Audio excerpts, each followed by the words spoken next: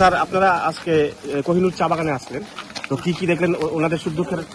দেখুন, কোহিনুর বাগানে একটা সমস্যা রয়েছে, ওদের পিএফটা ওদের জমা হচ্ছে না।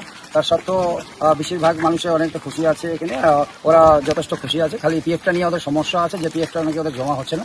সেটা শর্ট আউট করে নিচ্ছি, আমরা দেখছি কীভাবে কী করা যায়।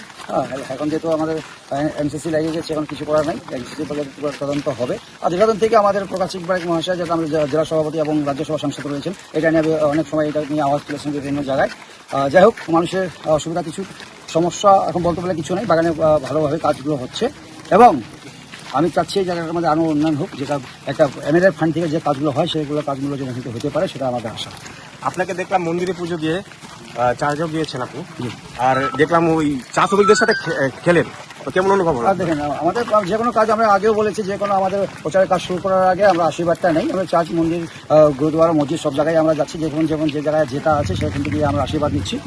তার সাথে চা শ্রমিকদের সঙ্গে আমি একটু অনুভব করলাম যে কীভাবে ওরা কষ্ট করার পরে বসে জায়গায় খায়, সেটা আমি অনুভব করলাম। আমাকে খুবই আমি খুশি।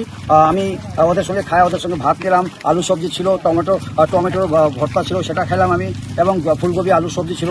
খুব সুন্দরভাবে আমি খেয়েছি, খুব এনজয় করলাম খাইতে। এবং খাইতে আমি সিম্পল খাওয়া পছন্দ করি। ওদের সঙ্গে খাই, ওরা খুশি, এবং ওদের সঙ্গে কথা বললাম, ওদের অসুবিধা কী সুবিধা, ওরা যথেষ্ট পশ্চিমবঙ্গ সরকারের প্রকল্পগুলো পাচ্ছেন, তাতে ওরা অনেক খুশি আছে, এবং ওরা আবার তৃণমূল কংগ্রেসকেই চাচ্ছে।